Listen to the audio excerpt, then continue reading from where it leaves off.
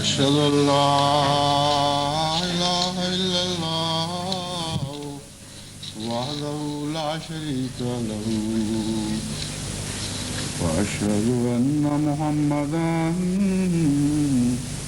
عبده ورسوله أما بعد فأعوذ بالله من الشيطان الرجيم بسم الله الرحمن الرحيم الحمد لله رب العالمين الرحمن الرحيم مالك يوم الدين إياك نعبد وإياك نستعين اهدنا الصراط المستقيم صراط الذين أنعمت عليهم غير المغضوب عليهم ولا الضالين.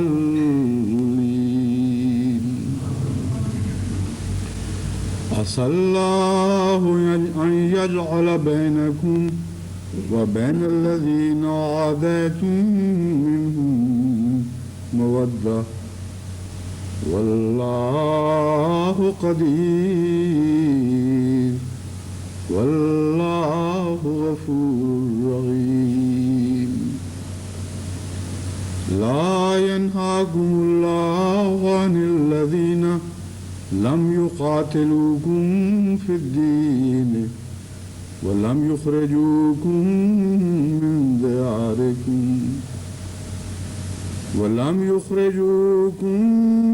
من دياركم أن تبروهم وتقسطوا إليهم إن الله يحب المقسطين.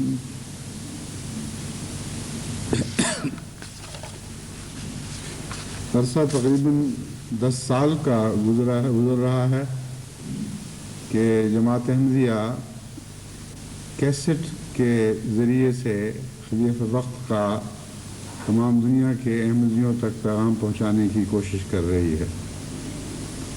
پہلے صرف آڈیو کیسٹس کے ذریعے یہ پیغام پہنچانے کی کوشش کی جاتی رہی، پھر ویڈیو کیسٹس بیچ میں شامل ہو گئیں، لیکن بے حد محنت کے باوجود، بہت ہی جاں کاہی کے ساتھ کام کرنے کے باوجود، بہت ہی معمولی کم حصہ تھا جماعت کا جس تک یہ آواز پہنچ سکی.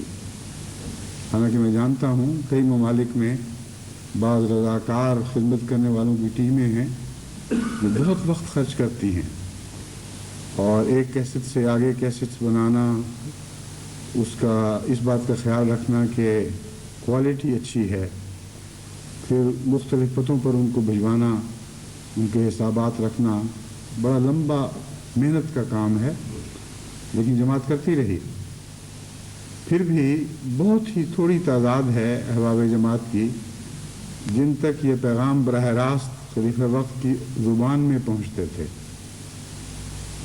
وجہ اس کوشش کی یہ تھی کہ میرا تجربہ ہے کہ جو بات خلیفہ وقت کی طرف سے کوئی دوسرا پہنچاتا ہے اس کا اتنا اثر نہیں ہوتا جتنا براہ راست خلیفہ وقت سے کوئی بات سنی جائے.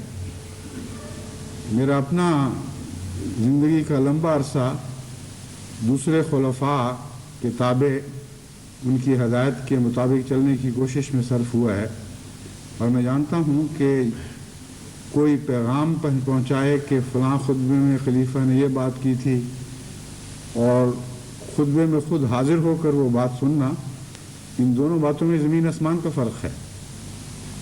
اطاعت تو پھر بھی کی جاتی ہے خواہ پیغام کسی کے ذریعے پہنچے، لیکن پیغام کی نوعیت بدل جاتی ہے. مشکل یہ ہے کہ پیغام پہنچانے والے میں یہ صلاحیت نہیں ہوتی کہ جس جذبے کے ساتھ جن باتوں کو ابھار کر نمایاں کر کے پیغام دینے والا پیغام پیش کر رہا ہے، بعین ہی اسی طرح پیغام کو آگے پہنچائے کہ اس کے جذبات، اس کے زیر و بم تمام کے تمام پیغام کے ساتھ دوسرے شخص تک منتقل ہو چکے ہوں۔ کوالٹی کا بیچ میں ضائع ہونا، یعنی اس کے مزاج کا بیچ میں ضائع ہو جانا ایک ایسی طبی بات ہے کہ انسان کی یادداشت تو زیادہ بھولتی ہے، لیکن الیکٹرانکس کی یادداشت کے ذریعے جو پیغام کیسٹ سے کیسٹ میں منتقل کیے جاتے ہیں، تیسری، چوتھی، پانچویں جنریشن میں جا کے اس کیسٹ کا مزاج ہی بدل جاتا ہے اور وہ بات ہی نہیں رہتی جو پہلی کیسٹ میں تھی۔ اسی لیے مدر کیسٹ کو ہمیشہ سنبھال کے رکھا جاتا ہے تاکہ اس سے آگے بار بار اسی سے آگے دوسری کیسٹس تیار کی ہوں۔ تو یہ مشکل تھی جس کی وجہ سے جماعت نے کوشش کی کہ کیسٹس کے ذریعے پیغام پہنچے تو خود براہ راست، یا براہ راست تو نہیں کہہ سکتے لیکن کیسٹ کے واسطے سے پورا پیغام احباب جماعت خود سنیں۔ لیکن جیسا کہ میں نے بیان کیا ہے، بہت محنت کے باوجود وہ مقصد حاصل نہیں ہو سکا۔ بعض جماعتوں کے متعلق میں جانتا ہوں، وہاں اگر 10,000 آبادی ہے تو بمشکل 200 یا 400 ہیں ایسے احمدی جو استفادہ کر سکتے تھے یا کرتے رہے، اور باقیوں کے متعلق محض رپورٹ ہی ملتی رہی ہے کہ کیسے بھجوائی جا رہی ہیں۔ اب اللہ تعالیٰ نے وہ انتظام فرما دیا ہے کہ جہاں تک خطوط سے میں نے اندازہ کیا ہے، اتنے دور دراز علاقوں میں لوگ بیٹھے براہ راست نہ صرف سن رہے ہیں بلکہ دیکھ رہے ہیں کہ عقل دنگ رہ جاتی ہے۔ حیرت سے انسان آج کی دنیا کی سائنس کا منہ تکتا رہ جاتا ہے کہ اس نے کیسی کیسی سہولتیں انسان کے لیے مہیا کر دی ہیں۔ زمبابوے سے خط ملتا ہے، نائجیریا سے خط ملتا ہے، دور دراز کے علاقوں سے اور خطوط ملتے ہیں، مشرق بعید سے خط ملتے ہیں، اور وہ سب یہ بیان کر رہے ہیں کہ ہمیں یوں محسوس ہوتا ہے جیسے آپ سامنے کھڑے ہوں، ہم اسی مجلس میں بیٹھے ہوں۔ یہ پورے کے پورا احساس منتقل ہو جانا، یہ نہ کیسٹ کے ذریعے ممکن ہے نہ ویڈیو کے ذریعے ممکن ہے۔ ویڈیو میں بھی اگرچہ تصویر دکھائی دیتی ہے مگر کوئی زندہ تاثرات نہیں پہنچتے۔ ویڈیو ایک قسم کی تصویر ہے، لیکن براہ راست ٹیلی ویژن کے ذریعے بات، پیغام اور تصویر جب پہنچتے ہیں تو اس کے ساتھ زندگی بھی پہنچ رہی ہوتی ہے۔ انسان اپنے آپ کو اس مجلس کا حصہ محسوس کرتا ہے، اسی طرح اس کا دل دھڑکتا ہے۔ یہ کیفیات سب دنیا سے مل رہی ہیں، اور ایک اور خوشکن بات یہ کہ بہت سے غیر مسلم بھی اللہ تعالیٰ کے فضل کے ساتھ اب ہمارے خطبات میں شامل ہونے لگ گئے ہیں اور دوسری تقاریب میں بھی براہ راست ٹیلی ویژن سے استفادہ کر رہے ہیں۔ ابھی 2 دن پہلے ایک نائجیریا کے بہت تعلیم یافتہ صاحب حیثیت عیسائی دوست تشریف لائے تھے، اور مجھے انہوں نے بتایا کہ میں نے آپ کا فلاں خطبہ بھی سنا تھا جو قادیان سے پہلے، جلسے سے پہلے کا تھا، اور جلسے کے پہلے دن کے تقریب میں بھی شامل ہوا، آخری تقریب میں بھی شامل ہوا، اور اتنا میرے دل پر اثر پڑا ہے کہ میں بیان نہیں کر سکتا کہ کیا کیفیت ہے۔ تو دعا کی غرض سے وہ حاضر ہوئے تھے، اور یہ بتانے کے لیے کہ میں مستقل تعلق رکھنا چاہتا ہوں، اور انہوں نے بتایا کہ اور بھی اس طرح بات پھیلتی چلی جا رہی ہے، ایک سے سن کر دوسرا دیکھنے کا خواہش مند ہو جاتا ہے، اس سے تیسرا، اور اللہ کے فضل سے اب غیر مسلموں میں اسلام کا پیغام پہنچانے کا یہ ایک بہت ہی عمدہ ذریعہ ثابت ہوگا۔ پھر ربوہ میں اور باہر پاکستان کے دوسرے، ربوہ سے باہر پاکستان کی دوسری جماعتوں میں تربیت کے لحاظ سے مجھے بڑی سخت فکر رہتی تھی، کیونکہ جیسا کہ میں نے بیان کیا ہے، کسی کی معرفت پیغام پہنچنا اور بات ہے، اور پھر ایک اور مشکل درمیان میں یہ آ پڑتی ہے کہ جو لوگ رفتہ رفتہ کمزور ہو رہے ہوں، ڈھیلے پڑ رہے ہوں، ان تک پیغام ویسے ہی نہیں پہنچتا، یعنی وہ مسجد میں حاضر ہوں تو ان تک بات پہنچے، اور یہ ممکن نہیں ہے کہ ہر شخص، ہر عہدیدار ہر گھر کا دروازہ کھٹکھٹائے اور ہر کمزور کو جو گھر میں بیٹھ رہنے والا ہے اس تک آواز پہنچائے۔ لیکن اب یہ معلوم ہو رہا ہے، صرف پاکستان کا حال نہیں، باقی جماعتوں سے بھی یہی اطلاع مل رہی ہے کہ وہ احمدی جو بہت سست تھے، جو کبھی جمعوں میں نہیں آتے تھے، کبھی دوسری مجالس میں شریک نہیں ہوتے تھے، یہ ایک نیا طریق جو ہے براہ راست، یا براہ راست پہ میں غلط کہہ رہا ہوں، بالواسطہ سننے کا، مگر اس طرح سننے کا گویا براہ راست سن رہے ہوں، یہ اتنا جاذب نظر ہے، اتنا دلکشی والا ہے کہ محض شوق کی خاطر لوگ آ جاتے ہیں۔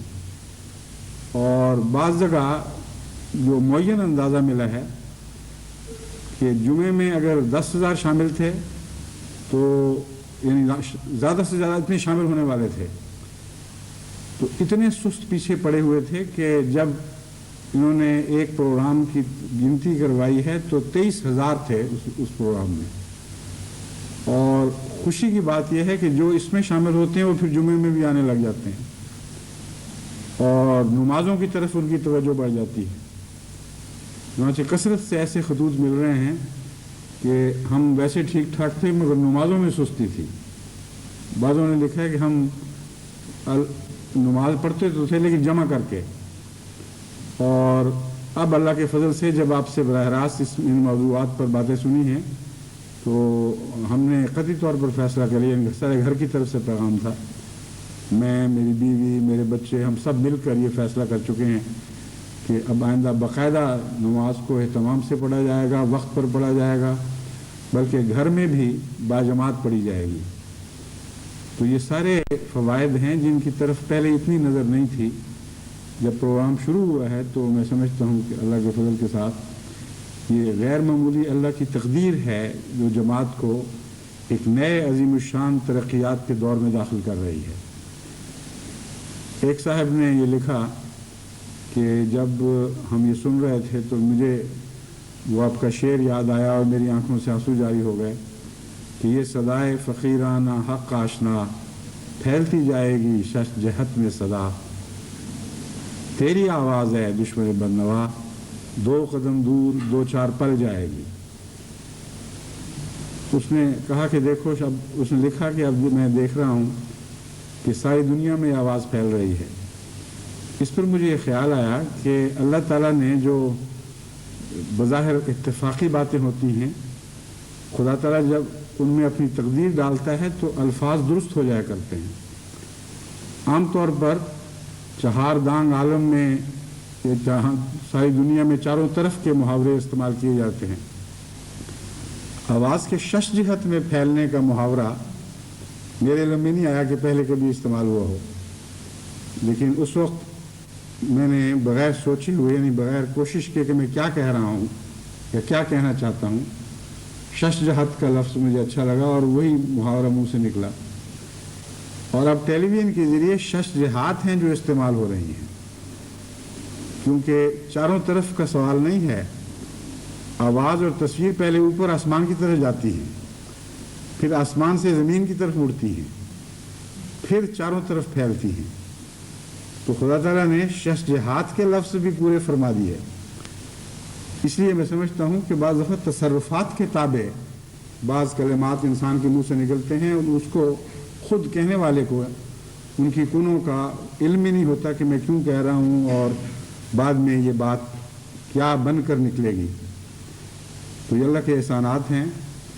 میں تمام دنیا کی جماعتوں کو متوجہ کرتا ہوں کہ جن کمزوروں کے دل میں ایک اچھمبے کی خاطر ہی صحیح، تعجب کی وجہ سے ہی صحیح، ایک شوق تو پیدا ہوا ہے کہ وہ وہی پھر غلط محاورہ منہ سے نکلتا ہے، مجھے دیکھیں اور مجھے سنیں ٹیلی ویژن کے ذریعے سے، اگر وہ 1-2 دفعہ سن کر واپس چلے جائیں تو ہمیں کچھ حاصل نہیں ہوگا۔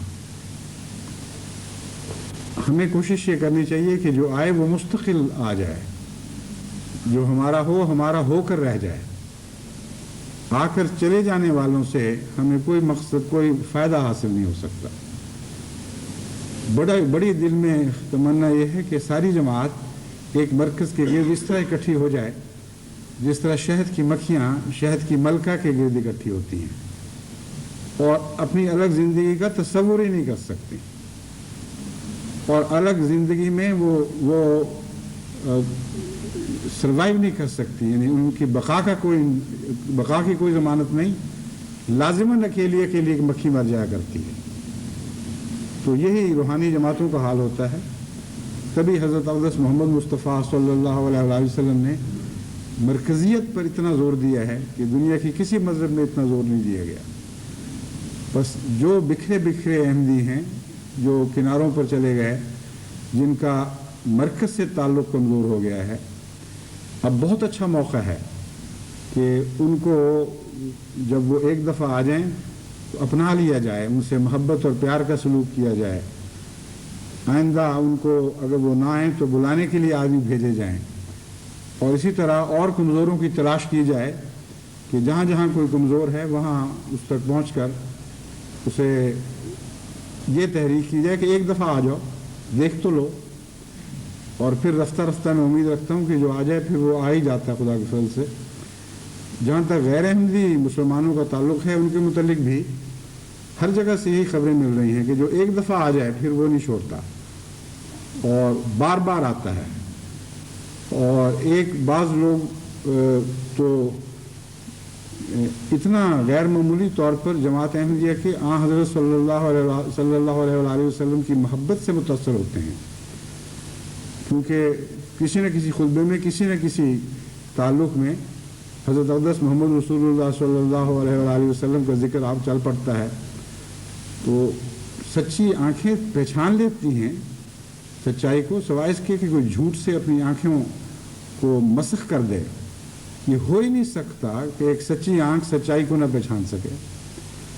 تو اللہ تعالیٰ نے دراصل اکثر انسانوں کو سچی آنکھیں دی ہیں، وہ خود اپنی آنکھوں کو مسخ کرتے ہیں اور جان بوجھ کر جھوٹ دیکھتے ہیں، مگر ساتھ ساتھ سچائی کی آواز بھی پہنچتی چلی جاتی ہے۔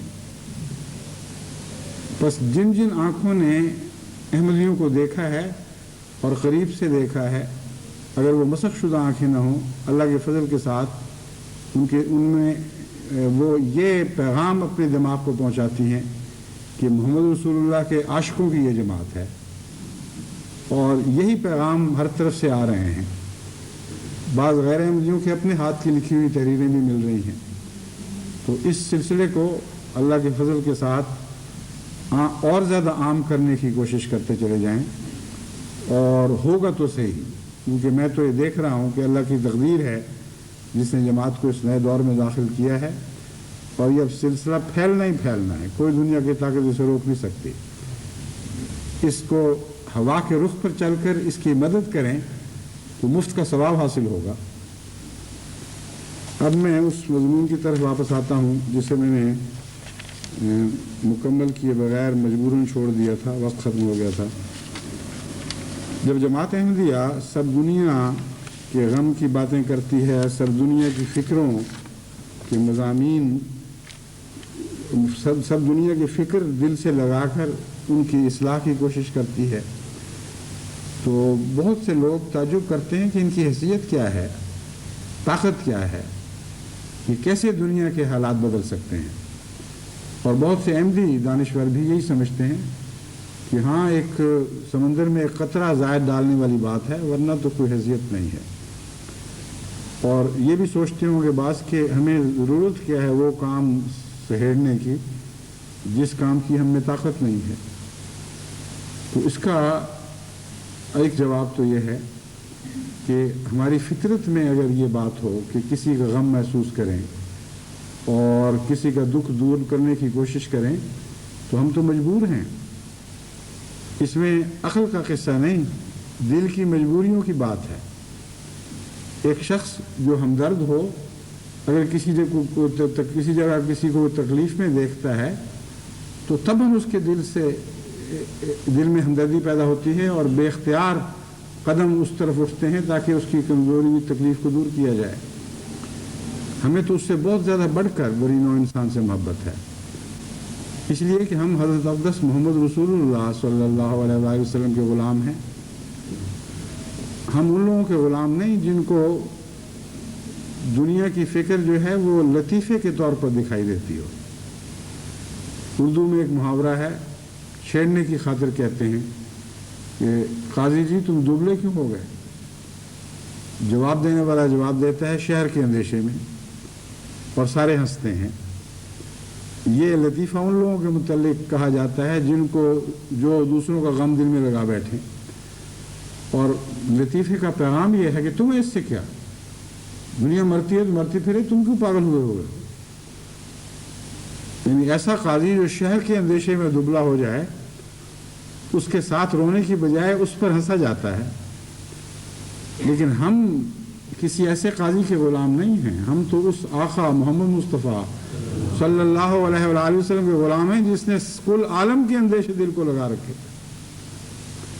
جن کے متعلق آسمان سے خدا بار بار گواہی دیتا تھا کہ اس دنیا کے غم میں تو اپنے آپ کو ہلاک کر لے گا۔ بس اگر حضرت اقدس محمد رسول اللہ صلی اللہ علیہ وآلہ وسلم سے کسی کو سچا پیار ہے تو ہو ہی نہیں سکتا کہ وہ دنیا کے اندیشے دل کو نہ لگا بیٹھے۔ ایک فطرت کا ایک طبعی تقاضا ہے اس کے لیے، اس کے سوا کوئی طریقہ کار ہی میسر نہیں ہے۔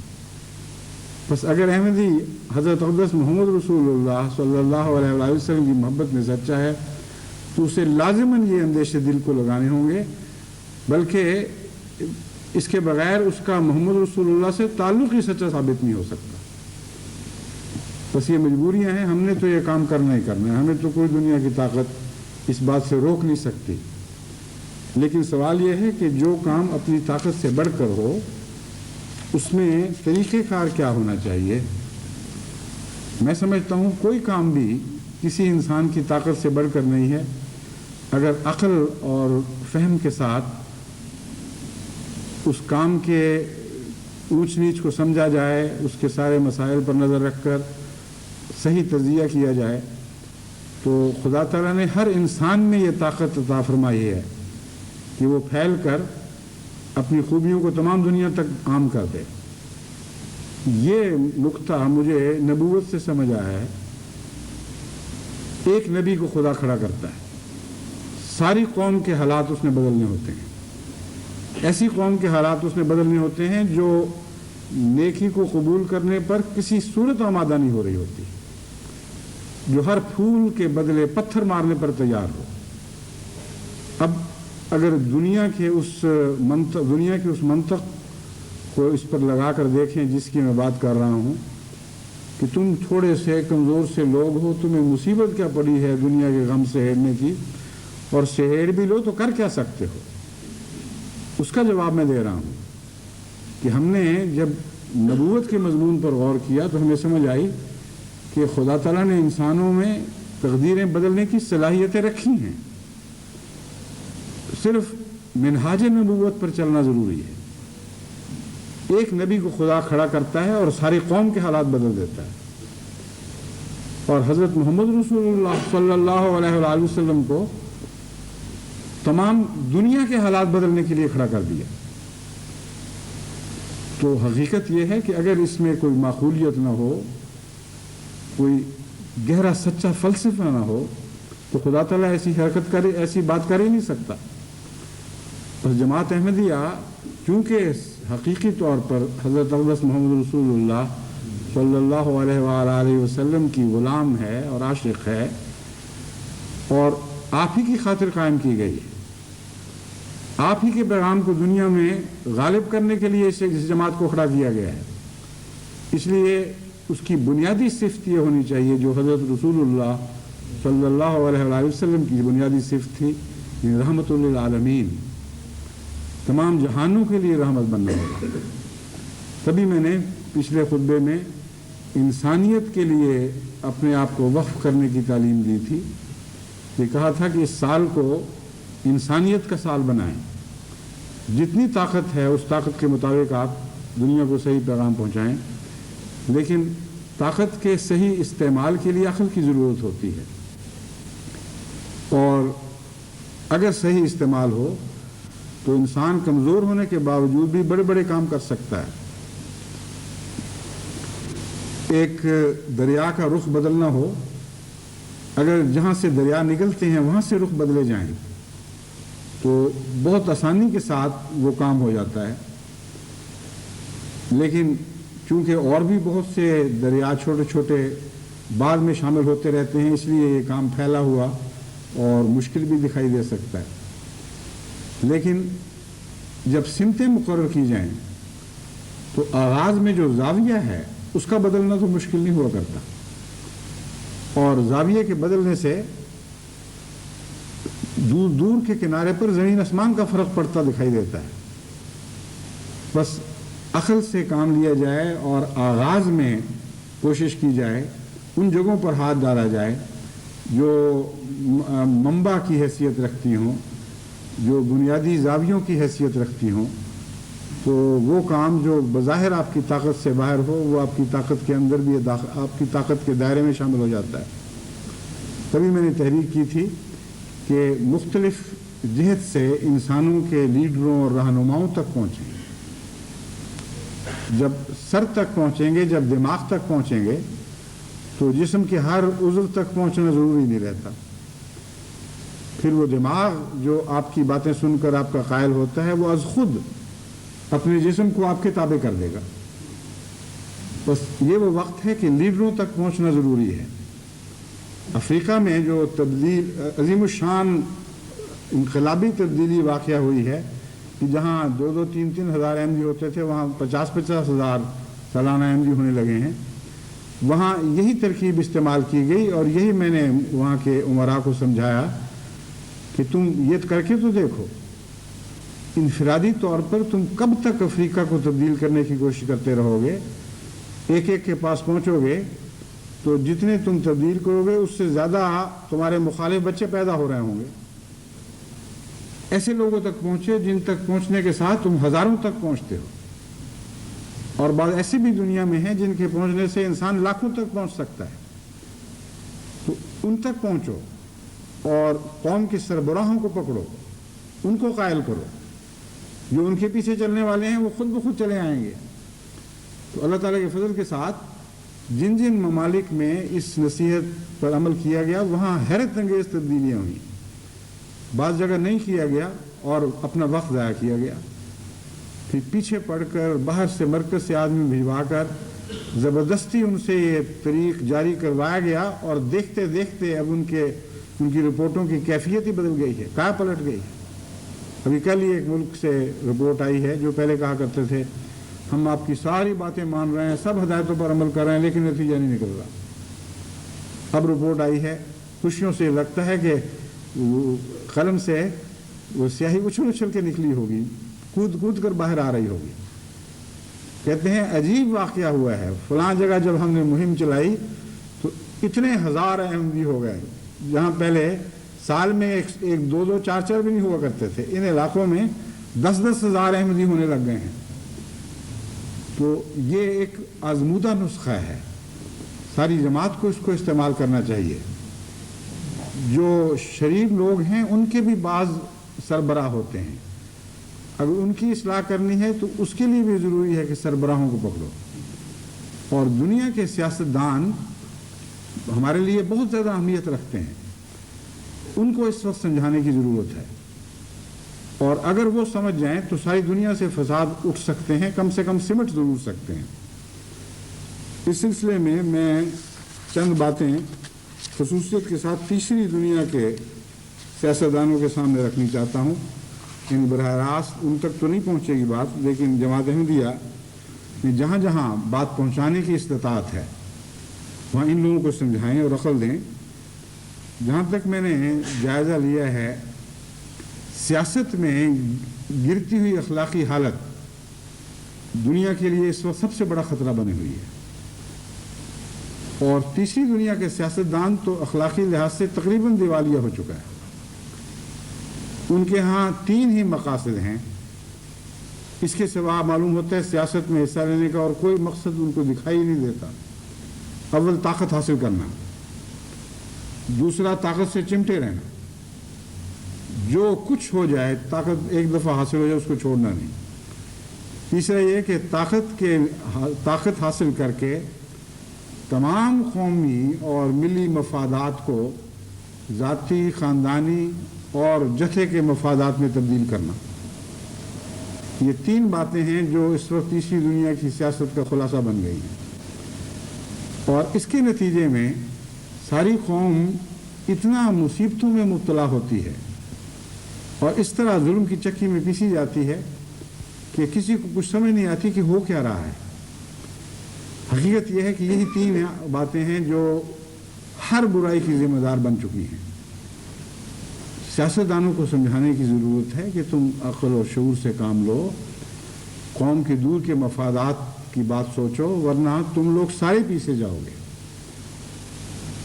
تمہاری داستانیں مٹ جائیں گی. یہ وہ دور ہے جب کہ تیسری دنیا کے سیاستدان کو باشعور ہو کر عالمی مسائل کو سمجھتے ہوئے ان کے حوالے سے اپنی سیاست کو درست خطوط پر چلانا ہوگا. اب میں مثال دیتا ہوں ہندوستان اور پاکستان کے سیاستدانوں کی. یہ دونوں سیاستدان ایک لمبے عرصے سے عوام کے جذبات سے کھیل رہے ہیں اور جو باتیں نفرتیں پیدا کرتی ہیں اور ہیجان پیدا کرتی ہیں ان کو استعمال کرتے ہیں، یہاں تک کہ دن بدن عوامی مزاج مشتعل ہوتا چلا جا رہا ہے اور ہیجان پکڑتا چلا جا رہا ہے. اور سیاستدان سوچتا ہی نہیں کہ اس کے نتیجے میں کیا نقصانات ہوں گے.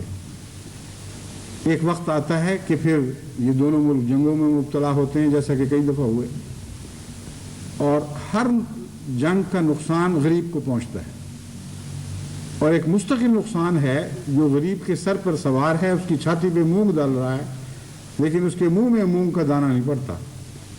اور وہ یہ ہے کہ انتہائی غریب ہونے کے باوجود، یعنی امیر ملکوں کے مقابلے پر دیکھیں تو پاکستان اور ہندوستان انتہائی غریب ہیں، اس کے باوجود ان کے ڈیفنس پر یعنی دفاع پر اخراجات امیر ملکوں سے 10 گنا زیادہ ہیں.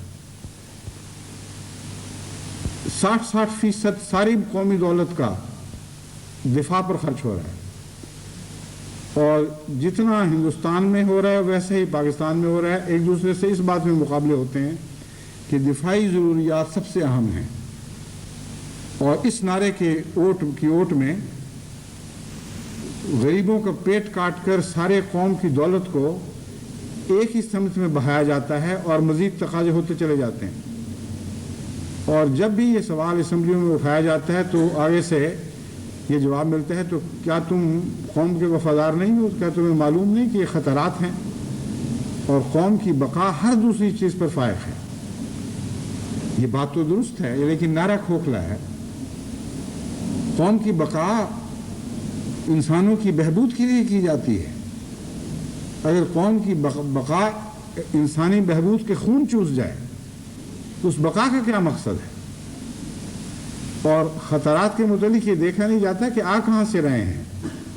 خطرات اندرونی ہیں دونوں ملکوں میں، بدنیتوں کے فسادات ہیں، خود غرضیوں کے فسادات ہیں یا کم عقلیوں کے فسادات ہیں. دونوں ملک کے غریب عوام کو بعض جذباتی نعروں میں مبتلا کر کے ان کو اتنا زیادہ مشتعل کر دیا جاتا ہے اور پھر ان کی سوچوں کو ایسا معوف کر دیا جاتا ہے کہ وہ آئندہ اپنے وہی رہنما چنتے ہیں جو ان باتوں میں ایک دوسرے سے سبقت لے جا رہے ہیں. عقل دینے والا رہنما قوم کو پسند ہی نہیں رہتا.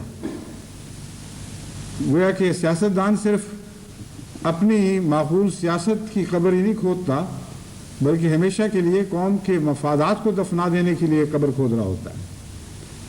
جب میں ہندوستان گیا تھا تو وہاں بعض دانشوروں سے میری گفتگو ہوئی. کشمیر کا مسئلہ تھا مثلا. میں نے ان سے کہا کہ آپ عقل سے کام لیں اور اس مسئلے کو اس طریق پر سمجھائیں. تفصیلی باتیں ہوئیں تو انہوں نے کہا کہ جی یہ تو یوں مسئلہ ہے، پاکستان یوں کر رہا ہے اور فلاں یوں کر رہا ہے. میں نے کہا دیکھیں آپ یہ فرضی باتیں یا مصنوعی باتیں چھوڑ دیں. واقعہ یہ ہے کہ آپ کے ملک کا غریب کشمیر کی چکی میں پیسا جا رہا ہے اگر کشمیر کا مسئلہ اتنی دیر تک نہ چلایا جاتا تو ہندوستان کے دفاع پر آپ کو 10واں حصہ بھی خرچ نہ کرنا پڑتا۔ یہی حال پاکستان کا ہے۔ کیا یہ حقیقت ہے کہ نہیں؟ اگر ہے تو عقل سے کام لیں، غور کریں کہ اس اتنی خوفناک جو خون چوسنے والی جونک لگ گئی ہے آپ کے ساتھ، اس کو اتارنا کس طرح ہے؟ اب تو یوں لگتا ہے کہ جونک پالنے کے لیے سارا خون بنایا جا رہا ہے۔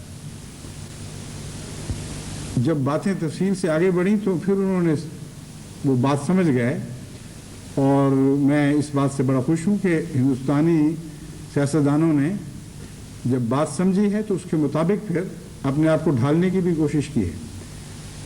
چنانچہ وہ بات سمجھ کر انہوں نے کہا کہ بات اب میں سمجھ تو گیا ہوں، ضرورت اسی بات کی ہے، اور جو اصول آپ نے بیان کیے ہیں ان سے بھی مجھے اتفاق ہے کہ انہی اصولوں پر معاملے طے ہونے چاہیے، مگر کریں کیا؟ ہمارے عوام اس کو سن ہی نہیں سکتے۔ عوام میں ان باتوں کی برداشت کی طاقت نہیں ہے۔ میں نے کہا یہ کیوں ہوا ہے؟ اس لیے کہ 20 30 40 سال سے آپ لوگ یعنی قوم کے رہنما عوام کا مزاج بگاڑ رہے ہیں، اس کی بیماریوں کی پرورش کر رہے ہیں، اس کی مزاج کی اچھی صحت مند حالتوں کو اجاگر کرنے کی کوئی کوشش نہیں کی گئی۔ دو قسم کے نبضوں پر ہاتھ رکھنے والے ہوتے ہیں، ایک حکیم ہے جو نبض پر ہاتھ رکھتا ہے، وہ اس لیے کہ نبض کا مزاج سمجھے اور بیمار مزاج کی اصلاح کی کوشش کرے، اور ایک سیاستدان ہے جو قوم کی نبض پر انگلیاں رکھ دیتا ہے، اس لیے سے کہ مزاج کو سمجھے اور بگڑے ہوئے مزاج کو اور ابھارے۔ بالکل برعکس مقاصد کے لیے نبض دیکھی جاتی ہے۔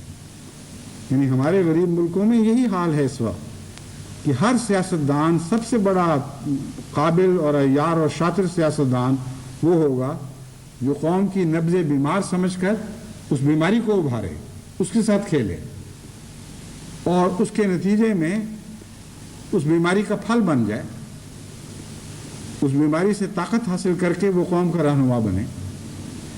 یہ اصلاح جب تک سیاست کے مزاج کی جب تک اصلاح نہیں کی جاتی، ان کو سمجھایا نہیں جاتا کہ تم دیکھو ہم لوگ مارے جا رہے ہیں، پیسے جا رہے ہیں مظالم میں، ہمارے ہاں غربتیں بڑھ رہی ہیں، سفاکی بڑھ رہی ہے، ظلم بڑھ رہے ہیں، اور جتنا جتنا ملک اقتصادی لحاظ سے نیچے گرے گا اتنا ہی زیادہ جرائم اوپر چلیں گے، اوپر بڑھیں گے یا اوپر کی طرف بڑھیں گے، کیونکہ یہ ایک طبعی قانون ہے جس کو آپ بدل نہیں سکتے۔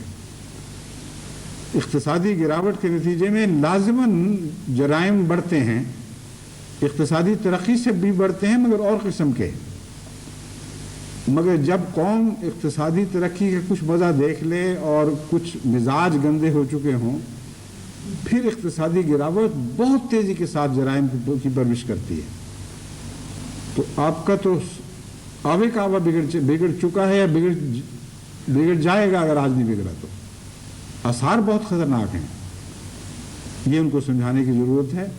پھر یہ بتانے کی ضرورت ہے کہ سیاست میں کچھ اصول بنائیے، معاملات حل کرنے سے پہلے آپس میں یہ تو فیصلہ کریں کہ ہم عدل کو دنیا میں قائم کریں گے، اور جو بھی معاملات طے ہوں گے عدل کے اصول پر ہوں گے، کیونکہ عدل کا اصول کسی بارڈر کے پاس جا کے رک نہیں جایا کرتا۔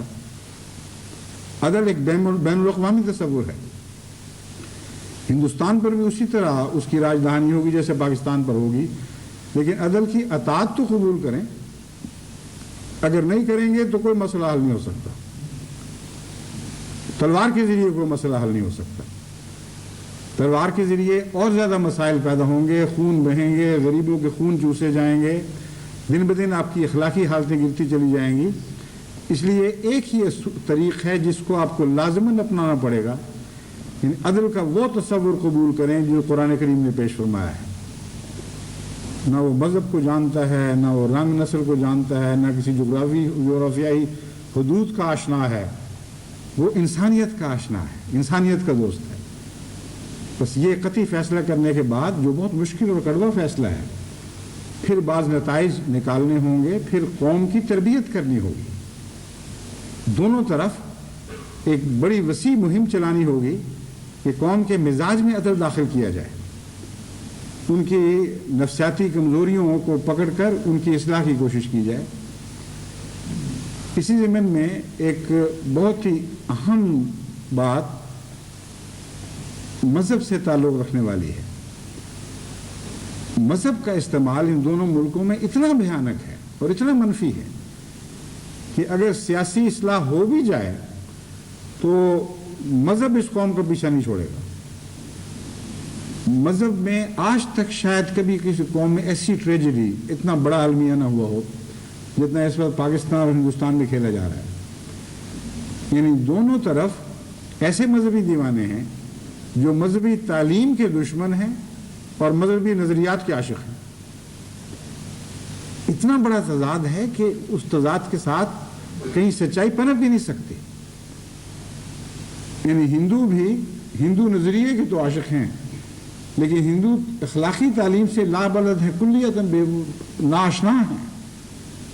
اور ادھر مسلمانوں کا حال یہ ہے کہ روزمرہ اخلاقی گراوٹ زیادہ سنگین ہوتی چلی جا رہی ہے، لیکن نظریات کی حفاظت کی خاطر سب کچھ قربان کر رہے ہیں، اور نظریات جو اخلاق پیدا کرنا چاہتے ہیں اس طرف کوئی توجہ نہیں۔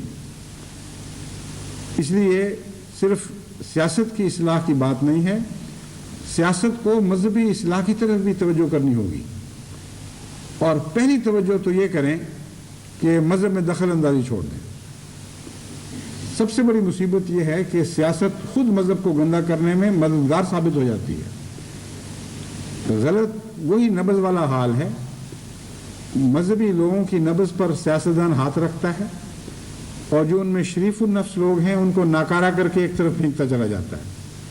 وہ جو حق گو ہیں، جو ہر حال میں کلمہ حق بیان کرنے کی طاقت رکھتے ہیں، وہ سیاستدان کے کسی کام کے نہیں رہتے۔ وہ سارے گندے انڈوں کی طرح ایک طرف پھینک دیے جاتے ہیں۔ پھر وہ سولے انڈے سیاست کی نظر میں باہر نکالے جاتے ہیں جن میں سے ہر انڈا گندا اور بدبودار ہے، جو زہر سے بھرا ہوا ہے، اور ان سے مذہبی رہنماؤں سے آشنائی کی جاتی ہے جو مغلظات بولتے، گند پھینکتے، ہر طرف ظلم کی تعلیم دیتے اور محبتوں کو مٹاتے اور نفرتوں کو اجاگر کرنے والے سیاستدان، یہ مذہبی لوگ، یہ پھر سیاستدان کے قریبی اور دوست بن جاتے ہیں۔ مذہبی دنیا میں بھی بعض اصول جاری کرنے کی ضرورت ہے، دونوں طرف، ہندوستان میں بھی اور پاکستان میں بھی۔ جس طرح سیاست میں عدل کے تصور کو اپنانے کے بعد، اس اصول کو پکڑ بیٹھنے کے بعد پھر مسائل حل ہو سکتے ہیں، اسی طرح مذہبی امور میں بھی بعض بنیادی اصولی فیصلے کرنے ہوں گے۔ ایک فیصلہ تو یہ ضروری ہے کہ ہم اپنے مذہب کو اپنی سیاست پر حکمران نہیں کریں گے۔ یہ مضمون جو ہے یہ میں تفصیل سے سمجھاتا ہوں۔ مذہبی اقدار کو، مذہبی اخلاق کو سیاست پر حاکم کرنا ضروری ہے، لیکن مذہبی نظریات کو اگر سیاست پر حاوی کر دیں گے تو دونوں جگہ مختلف قسم کی متقابل حکومتیں وجود میں آئیں گی۔ اگر پاکستان میں مثلا جو ایسی حکومت جسے وہ اسلامی کہتے ہیں، جس کا تصور ابھی تک واضح ہو کر کسی مولوی کے دماغ میں بھی نہیں آج تک ابھرا، لیکن نعرہ موجود ہے، بس میں اس نعرے کے حوالے سے کہتا ہوں کہ جسے وہ اسلامی حکومت کہتے ہیں، اگر وہ حکومت نافذ کریں تو جہاں تک میں نے ان کے اسلامی تصور کا مطالعہ کیا ہے وہ عدل سے آ رہی ہے، وہ یک طرفہ ہے۔ اس کا نعرہ یہی ہے کہ اس ملک میں اول شہری مسلمان ہوگا اور ہر دوسرے شہری کے کوئی حقوق نہیں ہوں گے، مسلمان کے تابع ہوں گے، یہاں تک کہ مسلمان کے مقابلے پر اس کی گواہی بھی نہیں سنی جائے گی۔ اس قسم کا خوفناک مذہبی نظام جاری کرنے کا تصور مولویوں کے دل میں ہے کہ اگر اس تصور کو قبول کر لیں اور سیاست کو مذہب کے تابع کر لیں تو اس کے برعکس ہندوستان میں بھی یہ حق ہوگا، اور ایک طبی انسانی حق ہوگا کہ وہ ہندو تصور کو وہاں نافذ کریں۔ بس اگر ہندوستان میں ہندو مذہبی تصور قانون کا حصہ بن جائے یا قانون پر حکومت کرنے لگے اور پاکستان میں مسلمانوں کا موجودہ اسلامی تصور پاکستان کا حکمران ہو جائے تو ناممکن ہے کہ قیامت تک ان دونوں قوموں میں صلح ہو سکے. پھر تو دونوں طرف خون کی ہولیاں کھیلی جائیں گی اور ہمیشہ ایک دوسرے سے نفرت بڑھتی ہی چلی جائے گی اور سیاسی اصلاح ایک کوڑی کے کام کی بھی نہیں رہے گی. اس لیے یہ دونوں اصلاحیں بیک وقت ضروری ہیں. یہ اصول بنانا ضروری ہے کہ ہندوستان میں بھی حکومت آزاد ہو اور انصاف پر مبنی ہو، حق پر مبنی ہو، کسی ایک مذہب کے تصور پر مبنی نہ ہو. تمام بنی نوع انسان جو اس ملک کے باشندے ہوں ان کے تمام کے حقوق برابر ہوں، اور چونکہ ان کے مذہب مختلف ہو سکتے ہیں اس لیے مذہب کی طرف سے حقوق نہیں بانٹے جائیں گے بلکہ ایک یکساں انسانی اصول کے تابع حقوق بانٹے جائیں گے. اور وہ وہی تصور ہے جس کو قرآن کریم عدل کا تصور، حق کا تصور، عدل اور حق کے تصور کے طور پر پیش کرتا ہے. یہ فیصلہ جب ہوتا ہے تو اس کے ساتھ ہی بعض اس کی مزید کڑیاں ہیں ان کو بھی دیکھنا ہوگا، ان پر بھی ہاتھ ڈالنا ہوگا، ورنہ صحیح معنوں میں انصاف کے ساتھ ان باتوں پر عمل ہو نہیں سکتا. یعنی سنجیدگی اور سچائی کے ساتھ ان باتوں پر عمل نہیں ہو سکتا. وہ ہے مذہبی نفرتیں پیدا کرنے کا رجحان، مذہب میں ایک دوسرے کے خلاف غلیظ زبانیں استعمال کرنے کا رجحان، مذہبی دل آزاری کا تصور اور یہ کوشش کہ مذہبی دل آزاری کے نام پر ہر مقابل کے حقوق تلف کر لیے جائیں. یہ بیماریاں ہیں جن کی اصلاح کے بغیر اعلیٰ درجے کا مذہبی ماحول قائم نہیں ہو سکتا. اس سلسلے میں 3-4 باتیں اصول کے طور پر مختصر میں آپ کے سامنے رکھتا ہوں. پہلا مذہبی اصول جو دونوں طرف تسلیم کرنا اور پھر اس کو سمجھوتوں کے ساتھ رائج کرنا ضروری ہے، وہ مذہبی آزادی کا حق ہے.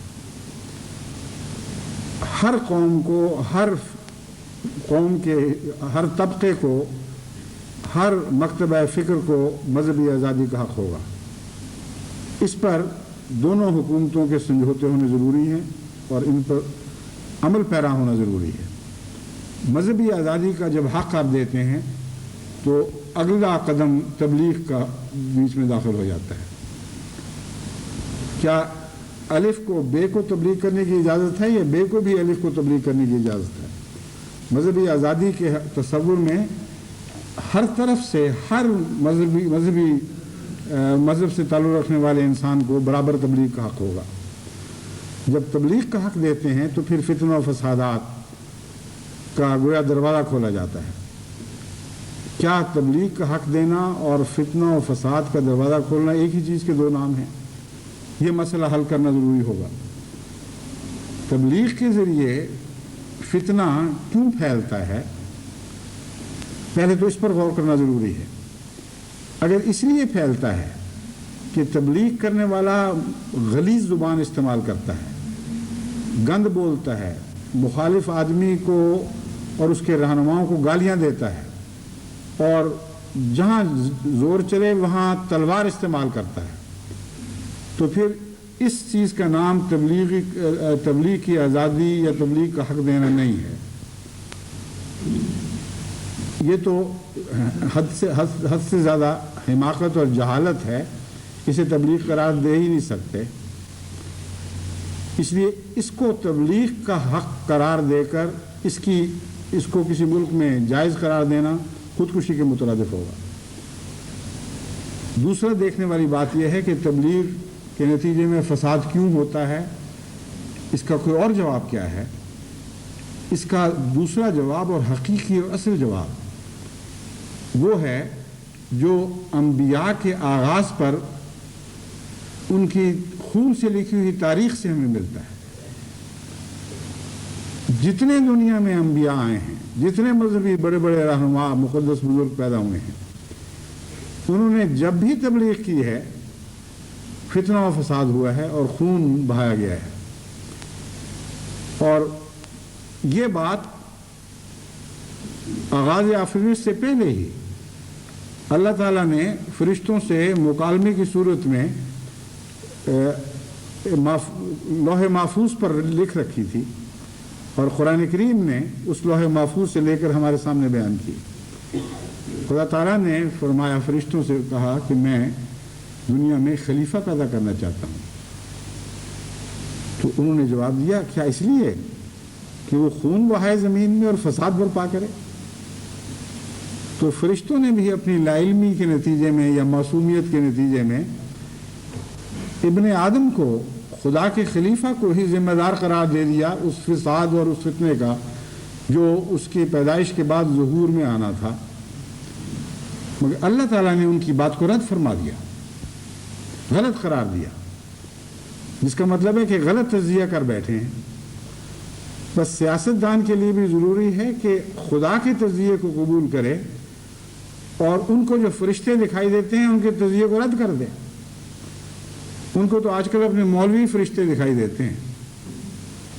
اگر ان مولویوں کا تجزیہ شیطان کے تجزیے سے ملتا جلتا ہو تو وہ تجزیہ جہنم میں پھینکنے کے لائق ہے۔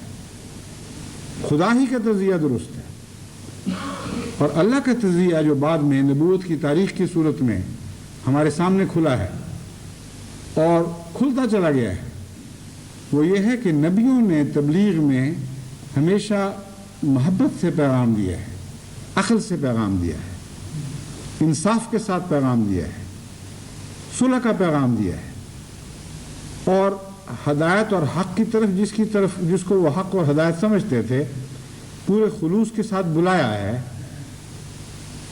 قوم کو مار مار کر یہ باتیں نہیں سمجھائیں، بلکہ یہ باتیں سمجھاتے رہے یہاں تک کہ قوم نے مار مار کے ان کو لہو لہان کر دیا۔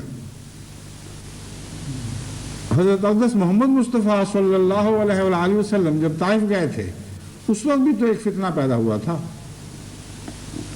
آج کے سیاسی رہنما اس ایک واقعہ کو دیکھ لیں تو ان کے 14 طبق روشن ہو جائیں، تب ان کو سمجھے کہ فتنہ ہوتا کیا ہے اور تبلیغ کی آزادی کا حق کس کو کہتے ہیں۔ حضرت اقدس محمد مصطفیٰ صلی اللہ علیہ وآلہ وسلم ایک غلام کو ساتھ لے کر طائف کی سنگلاخ پہاڑیوں پر گئے اور تبلیغ شروع کی تو چاروں طرف سے گالیوں کی بوچھاڑ ہوئی۔ قوم کے سردار نے آپ کے پیچھے گنڈے اور لفنگے لگا دیے، جھولیوں میں پتھر بھرے ہوئے تھے، منہ سے گالیاں بک رہے تھے اور پتھر حضور صلی اللہ علیہ وسلم پر برسا رہے تھے، یہاں تک کہ خون بہتا بہتا جوتوں میں چلا گیا اور اس اپنے خون کی دلدل سے پاؤں اٹھانا مشکل ہو رہا تھا۔ بڑے صبر کے ساتھ، بڑے ہمت اور حوصلہ کے ساتھ اسی طرح حق کا پیغام دیتے ہوئے آپ اس بستی سے باہر نکلے ہیں۔ وہ وقت تھا جب کہ آدم اور خدا کا مکالمہ ایک حقیقت کے طور پر دنیا کے سامنے ابھرا ہے، اور اس مکالمے کی صداقت کو پہچاننے کا اس سے بہتر کوئی وقت دنیا پہ کبھی نہیں آیا۔ وہ کون سا فساد تھا اور کون سا خون تھا جو بہایا گیا؟ اس سب سے سچے انسان کا، دنیا کے سب سے معصوم انسان کا خون تھا جو بہایا گیا تھا۔ اس نے کسی کا خون نہیں بہایا تھا۔ فساد اس کے خلاف استعمال ہوا تھا، اس نے خود فساد برپا نہیں کیا تھا۔ بس ہر شخص کا یہ حق ہے کہ وہ اس بات کا پیغام دوسرے کو پہنچائے جس کو وہ سچائی سمجھتا ہے۔ اس کے نتیجے میں اگر فساد برپا ہوتا ہے تو فساد برپا کرنے والے اس کے ذمہ دار ہیں، خدا اور خدا کے نبی اس کے ذمہ دار نہیں ہیں۔ بس اگر اس اصول کو سمجھ کر دنیا میں انصاف قائم کرنا ہے اور مذہبی آزادی کا حق دینا ہے تو تمام مذہبی فساد دنیا سے مٹ سکتے ہیں، کیونکہ اس صورت میں اگر 1 کروڑ آدمی بھی ایک معصوم آدمی کے درپے ہوں گے تو حکومت جب تک حکومت پر فائز، جب ارباب حکومت جب تک اس حکومت پر فائز ہیں وہ 1 کروڑ کی مخالفت کریں گے، اس ایک کے حق میں بولیں گے۔ کیونکہ جب محمد رسول اللہ کا خون طائف میں بہایا جا رہا تھا تو تمام دنیا کے اربوں انسان بھی اگر اس وقت آپ کے مخالف ہوتے تو خدا اور اس کے فرشتے ایک محمد کی تائید میں کھڑے ہو جاتے اور ان کروڑوں کو جھوٹا قرار دیتے اور ہلاک ہونے کے لائق قرار دیتے۔ یہ قانون ہے انصاف کا جو مذہب کی دنیا میں لازماً لاگو کرنا ہوگا۔ اس کے بغیر مذہبی دنیا میں امن قائم ہو ہی نہیں سکتا۔ یہی وہ انصاف تھا جس نے نوح کی قوم کے ساتھ ایک سلوک کیا ہے۔ عجیب انصاف ہے، چند آدمیوں کی خاطر لاکھوں کو صفحہ ہستی سے کلیتاً ہمیشہ کے لیے مٹا دیا گیا، لیکن اس لیے کہ فساد کے وہ ذمہ دار تھے، نہ کہ وہ چند معصوم۔ آج کل کی حکومتوں کا یہ قانون ہے کہ یہ دیکھو کہ دو متقابل گروہوں میں سے کمزور کون سا ہے اور طاقتور کون سا ہے، اور یہ تسلیم شدہ سیاسی اصول ہے کہ ہرگز کمزور کی خاطر خواہ وہ حق پر ہو طاقتور اکثریت سے مقابلہ نہیں کرنا۔ اگر یہ اصول آپ کی سیاست کا رہنما رہا تو نہ ہندوستان میں شرافت زندہ رہ سکتی ہے، نہ پاکستان میں شرافت زندہ رہ سکتی ہے۔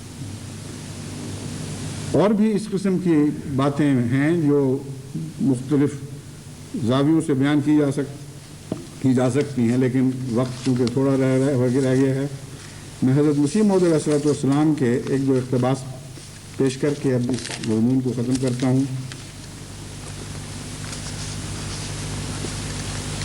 حضور فرماتے ہیں، اس بات کو کون نہیں جانتا کہ سخت دشمنی کی جڑ ان نبیوں اور رسولوں کی تحقیر ہے جن کو ہر ایک قوم کے کروڑہا انسانوں نے قبول کر لیا ہے۔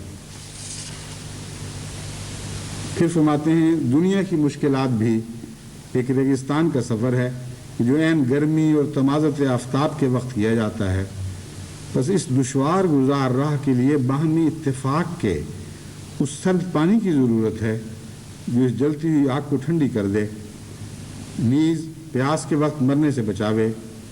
ایسے نازک وقت میں یہ راقم آپ کو صلح کے لیے بلاتا ہے، جبکہ دونوں کو صلح کی بہت ضرورت ہے۔ آپ ہندو اور مسلمان کو مخاطب ہیں، آج میں بھی ہندو اور مسلمان کو خصوصیت کے ساتھ پاکستان کے مسلمان اور ہندوستان کے ہندو کو مخاطب ہوتے ہوئے یہ کہتا ہوں، جبکہ دونوں کو صلح کی بہت ضرورت ہے۔ دنیا پر طرح طرح کے ابتلا نازل ہو رہے ہیں، زلزلے آ رہے ہیں، قحط پڑ رہا ہے، اور طاعون نے بھی ابھی پیچھا نہیں چھوڑا، اور جو کچھ خدا نے مجھے خبر دی ہے وہ بھی یہی ہے کہ اگر دنیا اپنی بدعملی سے باز نہیں آئے گی اور برے کاموں سے توبہ نہیں کرے گی تو دنیا پر سخت سخت بلائیں آئیں گی۔ میں جو بار بار ہندوستان اور پاکستان کو عقل اور انصاف سے سمجھوتوں کی تعلیم دے رہا ہوں، اس کی ایک بڑی وجہ یہ ہے کہ مجھے آئندہ اس دنیا میں بہت بہت خوفناک ابتلا اور جنگیں دکھائی دے رہے ہیں۔ کچھ قرآنی تعلیم پر مبنی جو میں سمجھا ہوں ایسے ابتلا ہیں جو عالمگیر ہوں گے اور بہت بڑی تباہیاں لائیں گے، اور کچھ حضرت مسیح موعود علیہ السلام کے الہامات پر مبنی کچھ سیاسی حالات نے جو اپنی کہانی، اپنے مستقبل کی کہانی آج کے افق پر لکھنی شروع کر دی ہے، اس کو پڑھتے ہوئے مجھے معلوم ہے کہ بہت سخت دن آگے آنے والے ہیں، اور غریب قوموں کا فرض ہے کہ آج سنبھلیں اور اپنے حالات درست کریں، ورنہ ان حالات کا مقابلہ کرنے کی ان میں کوئی صلاحیت باقی نہیں رہے گی۔ امیر قومیں ہمیشہ غریبوں کے اختلاف سے فائدہ اٹھا کر ان کو آپس میں لڑاتی ہیں، اور اس کے نتیجے میں وہ دونوں طرف کے لوگ امیر قوموں کو اپنا ہمدرد سمجھ رہے ہوتے ہیں اور ایک دوسرے سے لڑتے، ایک دوسرے کا خون چوس کر ہتھیار خریدتے، اور وہ ہتھیار ایک دوسرے کا خون بہانے کے لیے استعمال کرتے ہیں۔ یہ ایک مختصر سی کہانی ہے جو اس سارے دور کی تاریخ کا خلاصہ بن چکی ہے۔ ہر سیاستدان یہ جانتا ہے ڈیوائیڈ اینڈ رول کی پالیسی کوئی ایسی پالیسی تو نہیں جس کو سمجھنے کے لیے غیر معمولی عقل و دانش کی ضرورت ہو یا تعلیم کی ضرورت ہو۔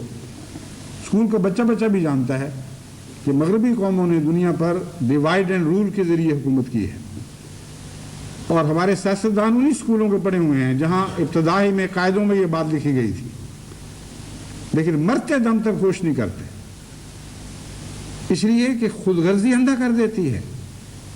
جانتے ہیں کہ یہ غلط ہے، جانتے ہیں کہ ہم خود اپنے آپ کو ان لوگوں کے ہاتھوں میں کھلونا بنائے ہوئے ہیں، اور ہمارے عوام کی عزت، ہمارے قوم کا مستقبل داؤ پر لگ گیا ہے۔ اس کے باوجود نفسانی خود غرضیوں کے نتیجے میں وہ 3 محرکات جو سیاست کے میں نے آپ کے سامنے رکھے تھے وہ ان کی آنکھوں کے سامنے پردے بن جاتے ہیں۔ گویا کہ وہ 3 پردے ہیں جن کا قرآن کریم میں ذکر ہے، ایک کانوں پر پڑ جاتا ہے، ایک آنکھوں پر پڑ جاتا ہے، اور ایک وہ ہے جو دل پر مہر لگا دیتا ہے۔ تمام وہ صلاحیتیں مسخ ہو جاتی ہیں جن صلاحیتوں کی قوم کے رہنماؤں کو ضرورت پڑتی ہے، بس جماعت کو چاہیے کہ ساری دنیا میں یہ باتیں سمجھا سمجھا کر جہاد کرے. اگر آج ہم نہیں سمجھیں گے تو کل ہم سمجھنے کے لائق نہیں رہیں گے. اللہ تعالیٰ ہمیں توفیق عطا فرمائے. کم سے کم احمدیت کو یہ تو تسلی ہوگی کہ ہم اگر مرے ہیں تو راہ حق پر مرے ہیں, نیکی کی تبلیغ کرتے ہوئے مرے ہیں. ایسا شخص جو نیک کام پر جان دیتا ہے وہ جس قدم پر گرتا ہے شہادت کی زندگی اسے نصیب ہوتی ہے. اللہ تعالیٰ ہمیں اس کی توفیق عطا فرمائے.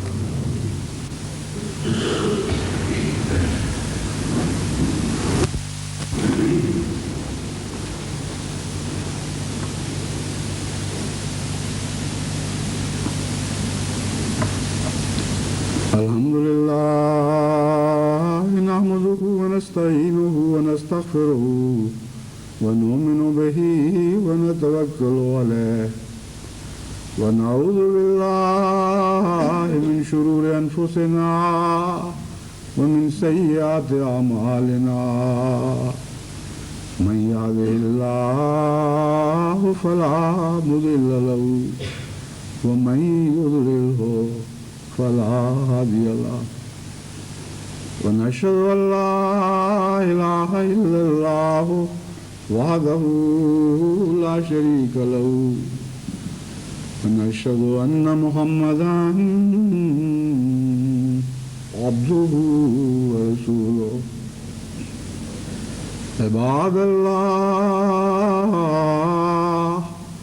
رحمكم الله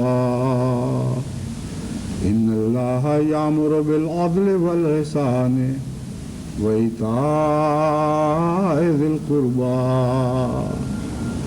وينهى عن الفحشاء